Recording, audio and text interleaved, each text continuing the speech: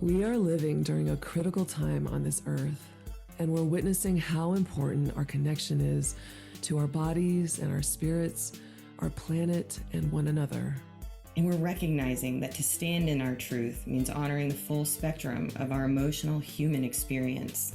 We're seeking answers in all the stories and medicine that will support us and guide us as we create the safety we need to face our fears and to feel our feels. And we cannot do this alone. Community, connection, and compassion are at the heart of our collective healing.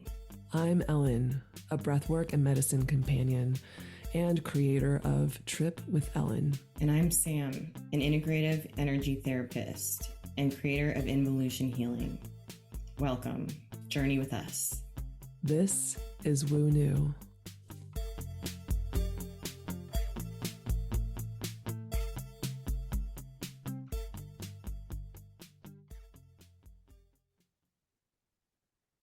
All right. So we are just taking a moment wherever we are. If we can close our eyes, and if not, we can just take a sacred pause, meaning just focus on the words. And we're going to open sacred space so we can have powerful, potent conversations that are medicine for all those that listen. We're calling in the energy of the earth. Donatsim Pachamama Chundafe. Thank you for everything that you give to us today.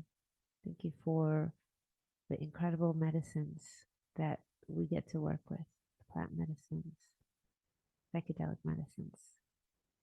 Thank you for blessing our path at all times.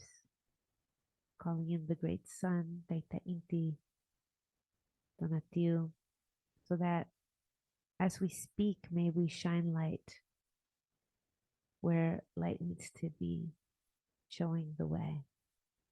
Calling our well ancestors, all of our guides, our teachers, our protectors.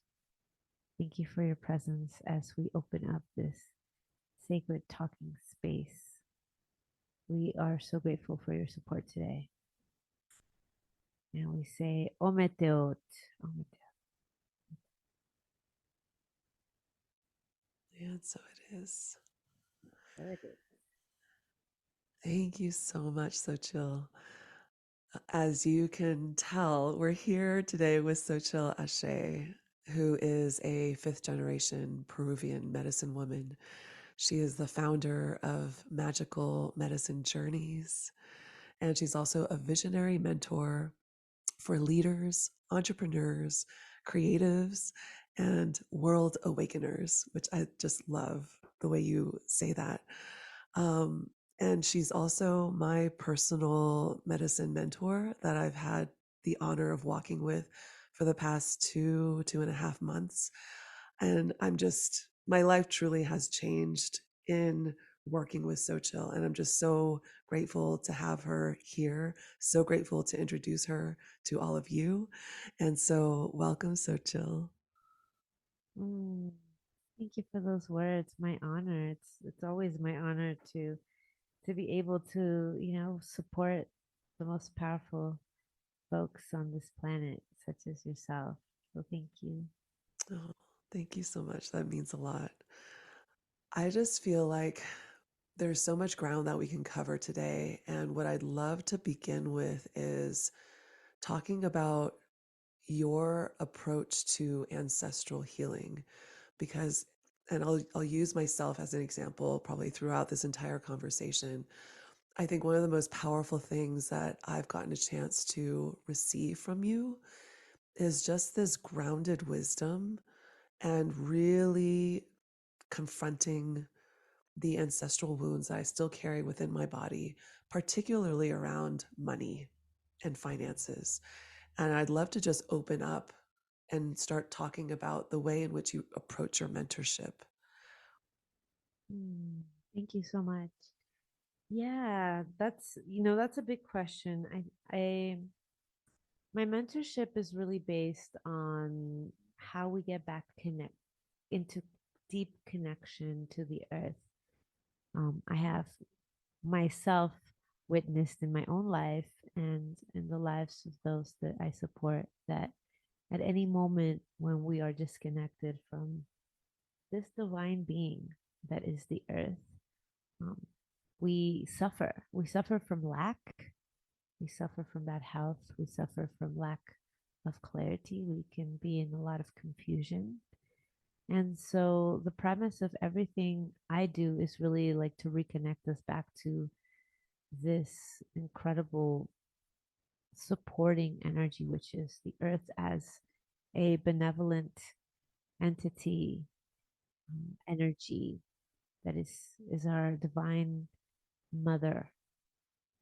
And part of how we connect is really remembering how our ancestors have connected, because there is a biological, not just spiritual memory that we carry, because this doesn't just apply to indigenous people. This actually applies to every single being, every human on this planet. But if you look far enough within your own lineage, you will see that every single tradition, culture, had a divine spiritual relationship with the earth.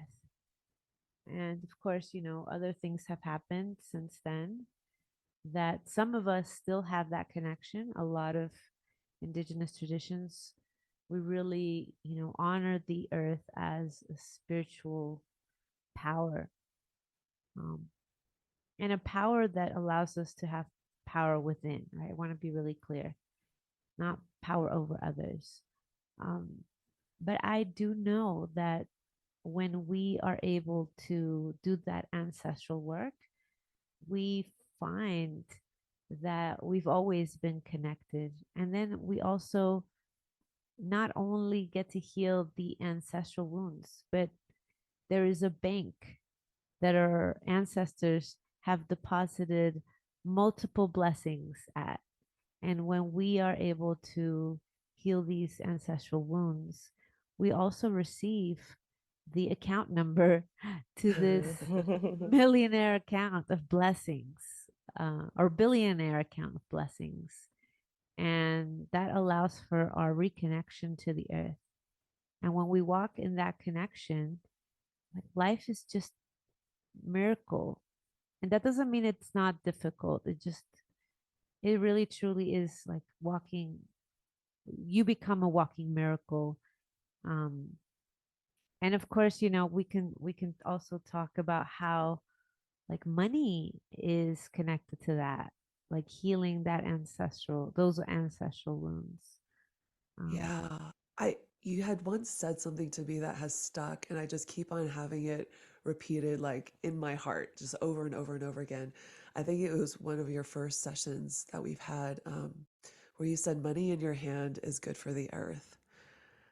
And that has really stuck with Oh my me. gosh. Yeah, I remember Elle, you telling me about that, and I still use that. I repeat that to myself every day. It's that goes so deep. yeah. Well, we one of I was talking to a friend. She's a financial therapist.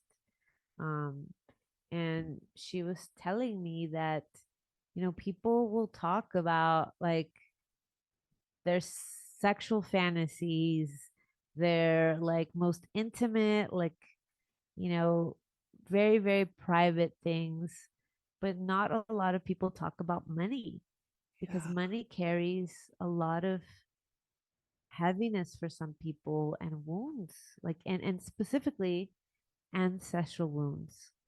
And so the first step I really think is like how we approach money, because money is an energy. And so money can be in the wrong hands, could be used for evil. But money in the right hands could be really good for the earth. And so this was my personal mantra, and one I shared with you, Ellen, is like when money comes to me, like once money is in my hands, right? And that could also mean like in my bank account. Right, right. um, like money is good for the earth. Like when it's in my hands, it is good for the earth.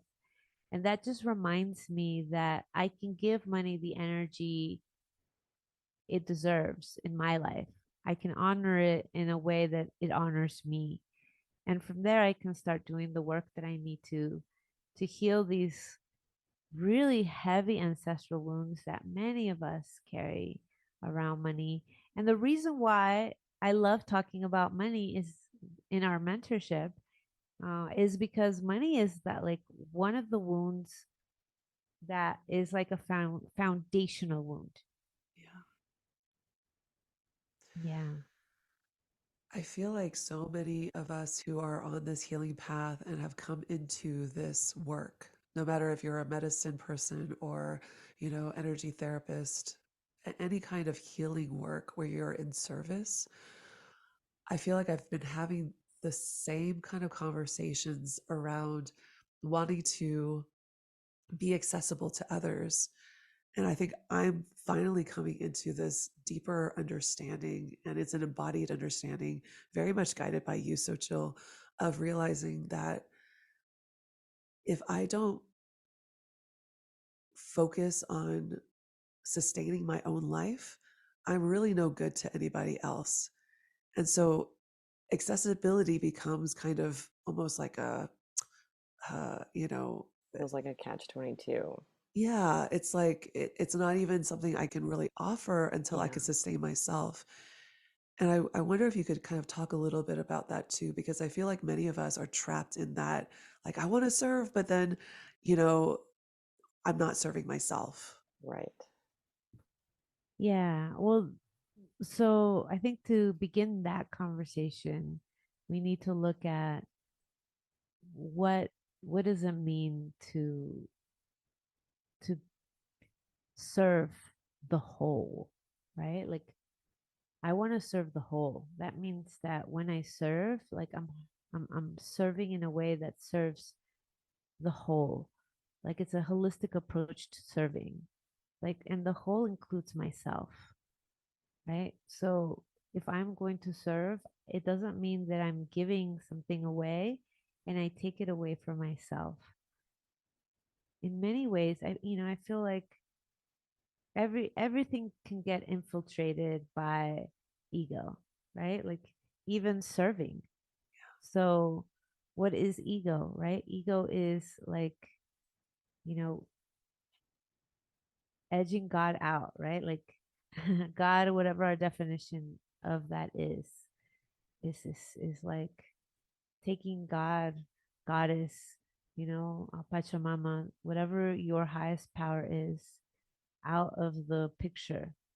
And we do that because we we don't have um I think we've spoken about this before, but I'll repeat it. Like we don't know how to manage our source, meaning like what is source to us and like where do we source.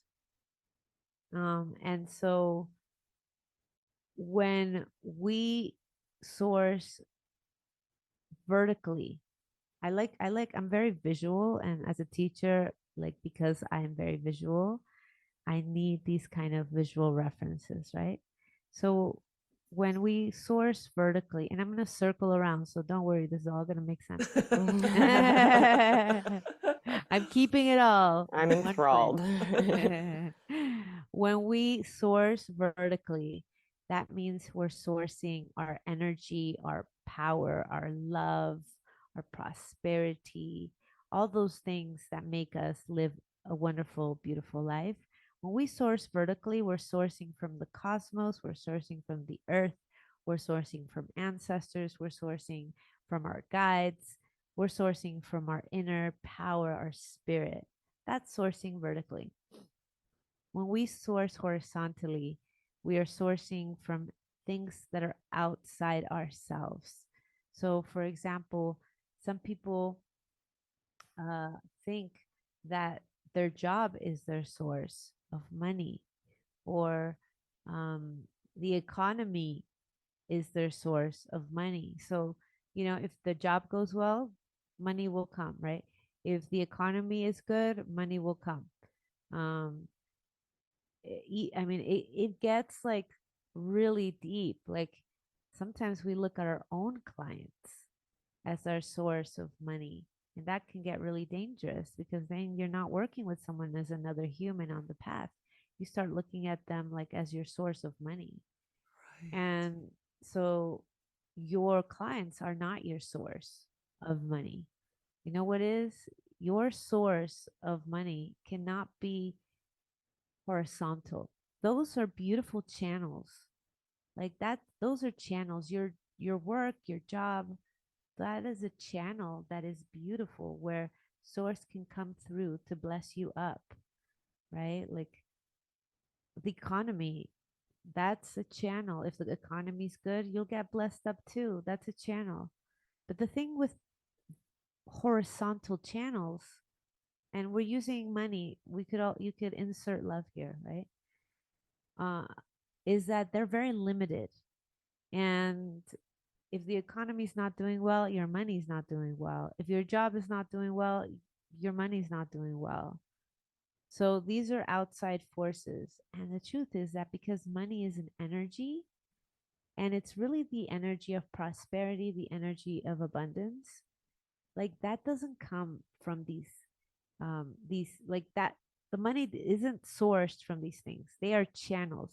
The real source of money is vertical, is your connection to the earth, is your connection to the stars, the cosmos, all universe, if you want to call it. It's your connection to your ancestors, is your connection to your guides, to your teachers.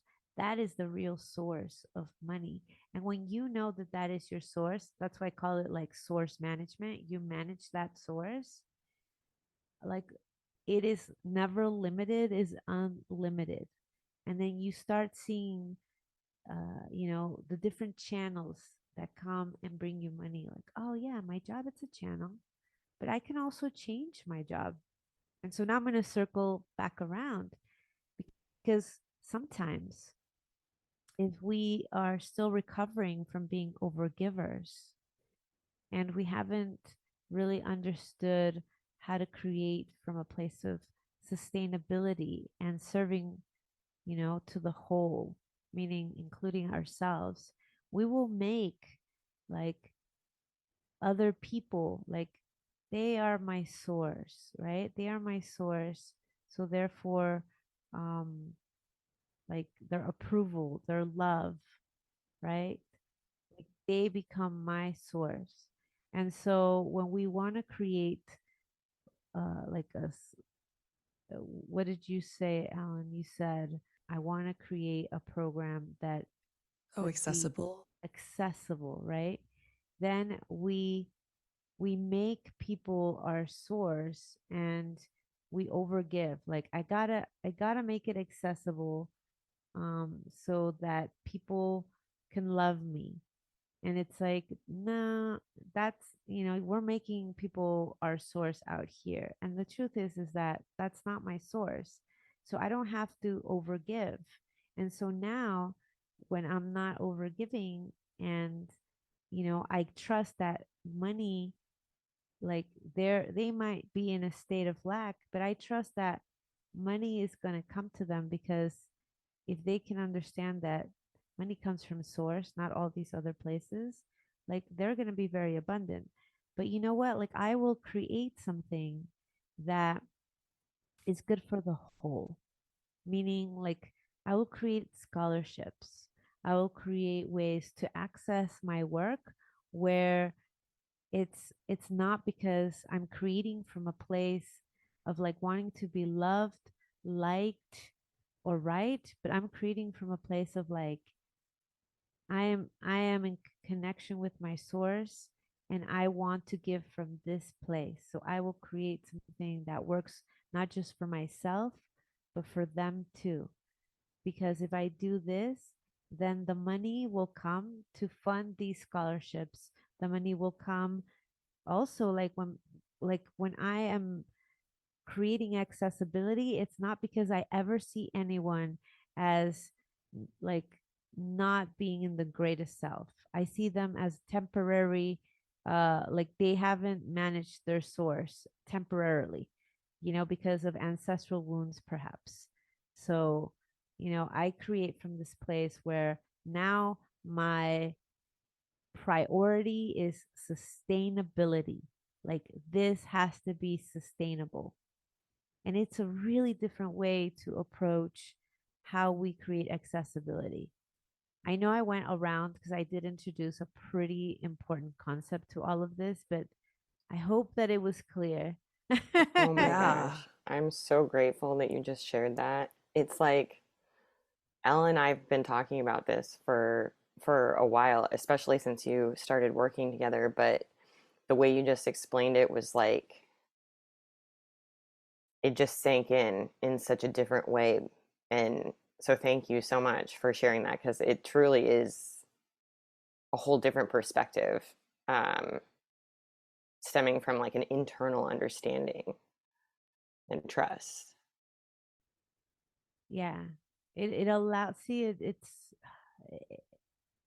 like we have a lot of work to do, right? We still do, around like what we have to heal with our ancestors and their experiences, while we are in these bodies, and in another time that they didn't live in these times.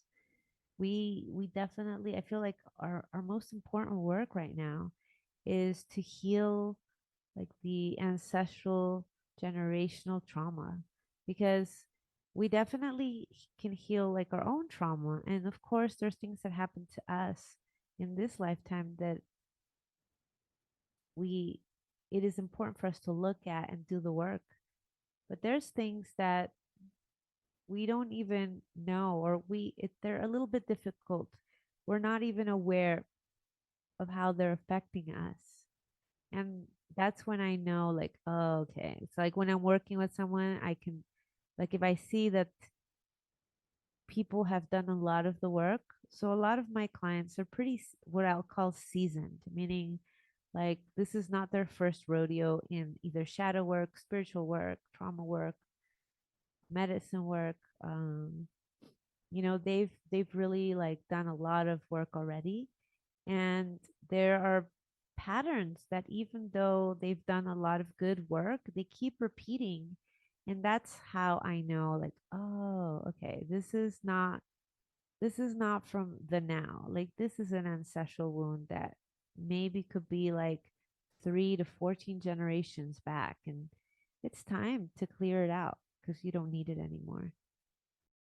It's so true. I feel like had I come into contact with you even like a year ago, or yeah, a year ago, 2 years ago, I don't think I would have been ready to work with you.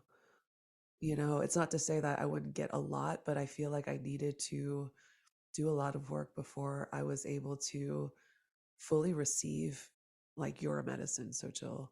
Um, Everything that you're sharing, you're using words in a way that I haven't actually heard from you before, so I'm really grateful for this conversation right now. It's really really potent, and it's just bringing to my mind just the importance of this relationship that we have with spirit and the cosmos and the divine and the earth. And I'm curious from your standpoint, because I'm somebody coming in already with a lot of rituals in my belt, a lot of tools to connect. And I'm curious for somebody who may be struggling with that level, that sense of trust, that sense of surrender, and calling in the divine really to help, support and sourcing from source. Um, I'm curious, what would your advice be for that person? Yeah. Well, so for my retreats, we do get people like therapists that are ready to be psychedelic therapists, or already done a program to be psychedelic facilitators, doctors, people that are, they've done their work But we also get folks that are new to medicine. And the reason why I'm talking about this is because, I feel we've had this conversation before between the relationship of doing a medicine journey and death, Yeah. um, and how similar they are in many, many ways. Yeah. And so when people get confronted, like, ceremony is going to be in about 3 hours, I always do a preparation meeting. And when I do a preparation meeting, I've done so many of them with people that are at different levels of fear, nervousness, and ultimately, there's something there around trust. Like they're having a lack of trust in some way or form. And you know, I've noticed that um, there's one way that has supported so many and supports me when I get into those very difficult places. And this is surrender, but not surrender as we have like heard maybe perhaps in the new age movement or other movements, spiritual movements, because it has to be a trauma informed kind of surrender. So I want us to consider, because I am trauma informed, that when we worked with people who have experienced trauma, which is most of us, when you tell people, like, oh, you have to let go and trust, like, I never use those words because people who have experienced trauma have already experienced so much loss. Like, things got taken away. So you're asking somebody who has experienced high levels of loss that to let go. And that for itself can be traumatic. It doesn't feel safe. And so there's nothing about telling someone like let go, surrender, that feels exactly safe. Like somebody might be like, okay, I'll do it, but it's not in congruency with their spirit. So what I've learned is, because I keep very mindful and heartful around trauma, the best way that you support someone to have trust is by telling them like to surrender, but not to surrender to the nothingness, but to surrender to something that is always present and never, ever, for the span of our whole life, ever stops loving us and taking care of us. And you know what that is? That is the earth. That from the moment we are born, and even before, the earth provided us with a heartbeat, blood, skin, bones. And the moment we left the womb and arrived to this land, the earth provided us with air, right? That's how they know if a baby is healthy, is will the baby take their first breath, right? And from the moment that we take our first breath to the moment we take our last, we have breath provided for us. We have water provided for us. And we have food, we have shelter. And I'm not saying that all of us have those things in large amounts. Some of us have them in less amounts. But if you're alive, you probably have all those things. Otherwise, you wouldn't be alive. So, Earth is that provider that we can trust. And even if you have experienced lack in your life, like the fact that you can breathe, you're being provided for. And when I talk about the earth as this great provider, as this like loving, benevolent being in our lives, and I say, how about this?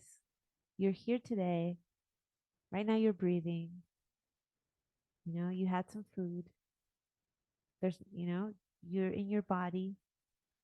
How about today we surrender to the divine love and care of the earth, Tonatsin, Pachamama.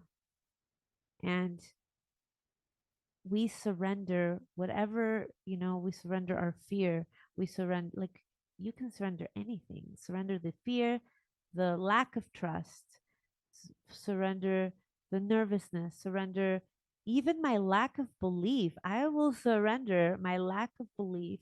I will surrender my doubt to the love and care of Pachamama, Mother Earth.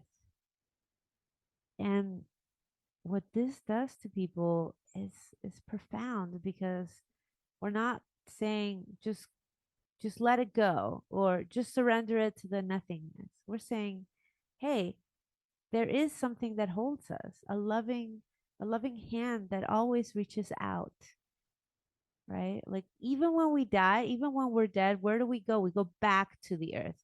We get buried in a hole and put back, and hopefully become compost for other beings. But even once we have already taken our last breath, like, she is holding us until our bodies decompose and become part of her.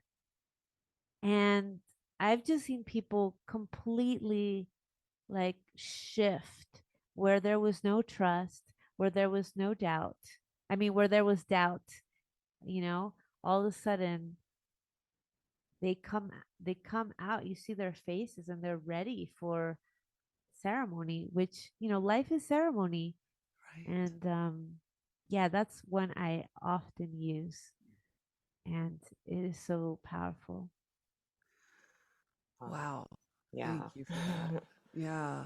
And just even the way you kind of talked about the inability to surrender and let go to the nothingness, that just resonates so much. And Yeah. the earth is something that she's here, she's tangible. We're on, we're literally receiving. I feel like it's such a game changer what you just shared, that I'm really grateful to also Mm, be able to take that and use it to support those that I'm walking with as well. yeah. I'll share with you a way that you can support folks that are about to go into ceremony. And if folks are listening, this might be helpful if you support others. Um, if we're going into ceremony, and I just gave them, this um, these teachings of surrendering to the earth. Um, I say, we're going into ceremony with this medicine. So, I work my medicine, my ally is the mushroom medicine, Dona Nakatu. And so folks are about to go into ceremony, and so the traditional ceremonies, the Mazatec ceremonies, they're done in complete darkness and they're all night long. And so, when people are about to go in to ceremony, I say, just remember that, we are not going into the nothingness. We are going into the womb of the mother, where everything that happens inside the womb is for your growth. And you're so taken care of, and you're so loved, and you're so protected that, you know, not only are you going to go alone, but we're going to go hand in hand. Like, myself and, my team, my medicine people team, we've been in this womb for a long time. Like, we know the way. So you will also know the way. But know that it's never nothingness that you walk into, it's the womb. And know that in this womb, only love is present. And anything and everything that happens that might not seem that like that's what's happening, like, don't worry, because you're going to be born on the other side. And then you're going to realize, like, wow, everything that was happening here was for my growth and for my health and for my well being. And also sharing that, like, allowing someone to understand, because a lot of people are afraid when they take these beautiful sacred medicines that they're going to lose control and like what's going to happen to them. And it's very different when you lose control in the vast darkness. But what if you lost control in a place that is a womb, right? Like if you look at when babies are being um, when their bodies are being developed, like the womb provides every single thing that they need. Like there is nothing that a baby is not provided with when they are in the womb. It's quite miraculous. And just like how that happens, and there's 8 billion people on this planet. So obviously we know that that's like science. I'm not just I'm not just like giving spiritual talk here. We know that, when a baby's in the womb, they are provided for with everything, right? Uh-huh. So that they can grow. I mean, even when you have like these I mean, there's been like cases where you have these like completely, moms that don't take care of themselves. And even then, like their body somehow will like just create what the baby needs and the baby will be born healthy, Right. you know? And so there are miracles like that. And so when I say that to folks, and if you want to say that to your people, there's something that shifts where it's like when things get tough within ceremony, and these medicine ceremonies, it's like, it's okay. Like I know that I'm being taken, like I'm in the womb. Like it's all going to be okay. It's all for my growth. It's all for love. Yeah, it's quite potent and powerful what happens when we have this perspective. I feel like that was so divine, that message, Elle, for us. Yeah. Yeah, absolutely. As we're about to enter into this retreat in Costa Rica. Mhm. So, Jill, you have an upcoming retreat in July as well. Can you share a little bit about that too? Yeah, so we do a few retreats a year, and it's called Magical Medicine Journeys. And our retreats are very much rooted in indigenous wisdom with the medicine. We work with the mushroom medicine, Donanakatu, and this retreat is 7 days of ceremony where you really get to know the ancestral roots of how to work with this medicine and how to heal with this medicine. And we do it in Mexico. So these are 7-day legal retreats with my family. Um, where so you have a team of medicine people that serve the medicine, and um, it's it's they're epic journeys. So check out our website. We have an upcoming one in July, and then a few others that we will post about. Um, but they get sold out really quickly. So if this is something that is of interest, just go to the website and apply, and write a little note that you heard it here, and that always, I always give people priority if they've are somehow connected to other folks that we are connected to. This is so amazing. I'm like, oh my gosh, I have to go on one of these retreats with you someday. I This know. is Yeah. Same. like this so magical, and I just have to put a little plug here. So I I've been following your work for some time, and I always search out different interviews and podcasts that you've done because I'm so inspired by Oh, all the wisdom that you share. And you did one around ancestral healing with the sacred mushroom, I believe with microdosing table talk that I've shared, I think with like 50 different people. And so I think it's so magical that you invite people down for this retreat to sit with your family, like the way that you talked about how families and work with the medicine in indigenous cultures and ancestrally. It just like it completely deepened in my relationship to the sacred mushroom and the medicine in a whole new way. thank you, Samantha. Yeah, I because we're in everyday life, like I forget the sacredness and the specialness sometimes of like, oh yeah, even though my grandparents are no longer here, I'm so grateful that I got to sit in ceremony with them. What a an incredible privilege. I feel like only now in the past maybe I think like 8 years approximately are like the conversations about medicines and the usage of medicines for healing mass culture. But for a long time it's something that it's like indigenous people, we've had to hide it in many ways, because of colonialism, because of the stigma. So I'm just so happy that right now we can have these conversations. And thank you for bringing me on the show.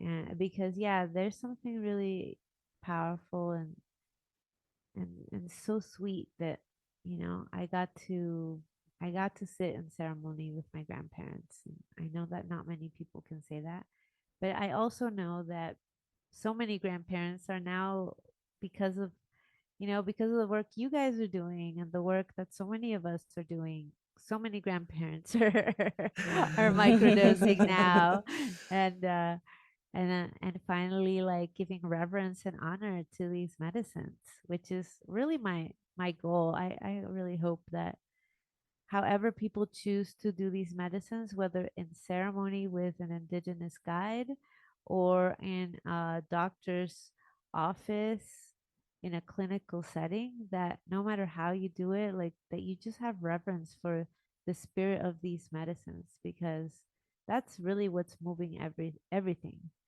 and moving us, creating helping us create this new world that we've all been dreaming about, and helping us also keep the vision of this new world that we've been dreaming about. They're potent, and I have great honor and appreciation for them. Yeah. Yeah, thank you so much for sharing all of your wisdom around even bringing our ancestors into those rituals. It's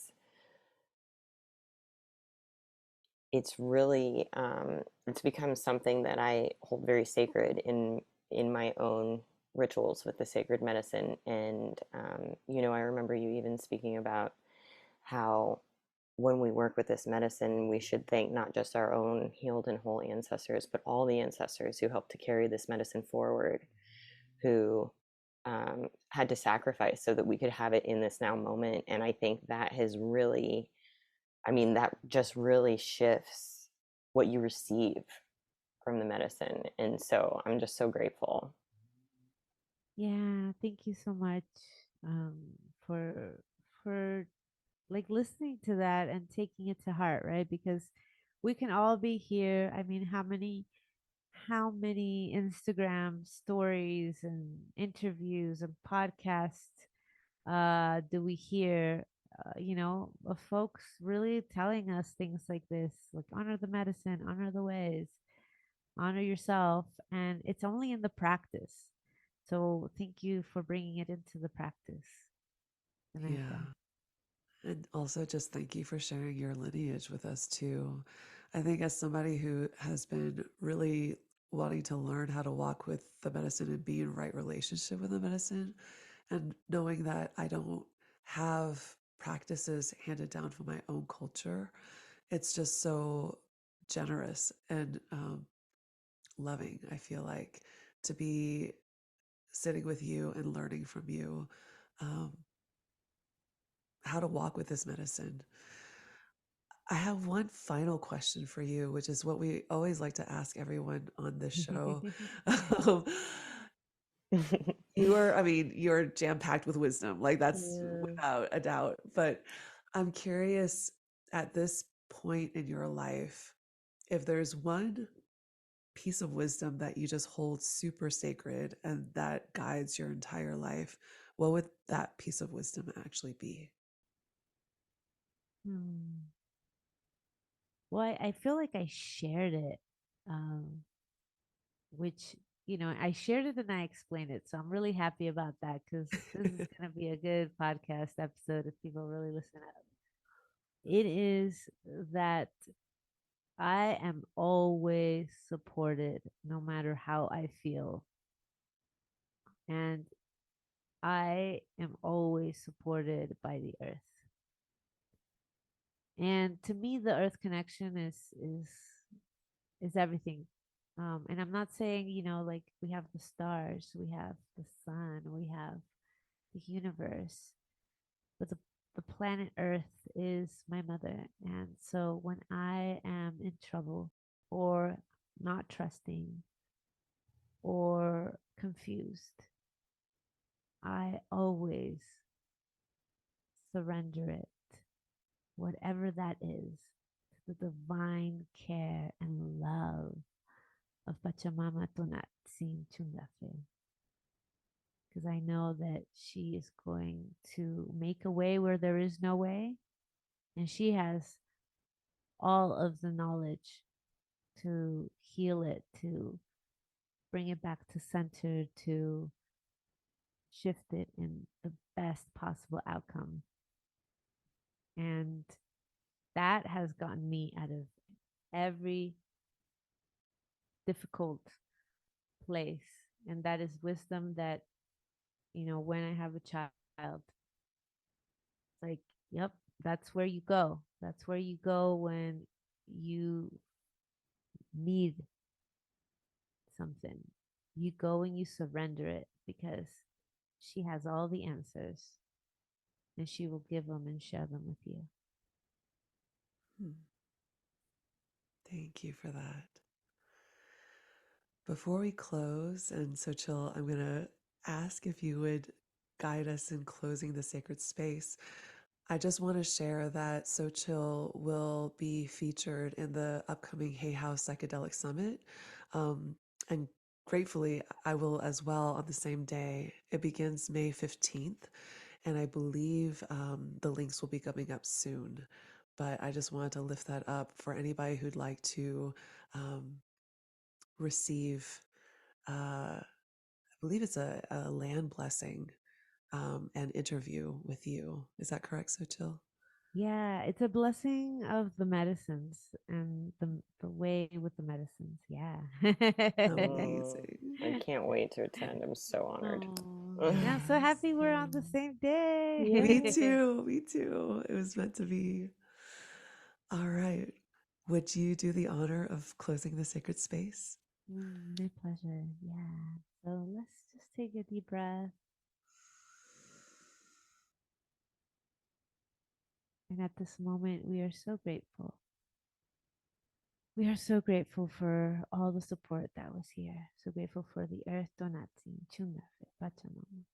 So grateful for the sun, Taita Inti, Donatiu. So grateful for all our ancestors, our teachers, our guides, our protectors. So grateful because when we call upon you, you are already here. And so we are so grateful that this podcast episode is pure medicine to all those that listen. We are so grateful that wherever you are, you can receive these blessings for your path. The blessing of knowing that you are never alone. You are always supported. You're always guided. You are always loved. And you are always taken care of. For this, we are so grateful. Ometeot, Ometeot, Ometeot. And so it is. And so it is. Oh, thank you, Xochitl. That was beautiful. That was beautiful. Yeah. My pleasure. Thanks for having me, guys. Thanks, Samantha and Ellen. Yeah. Such an honor.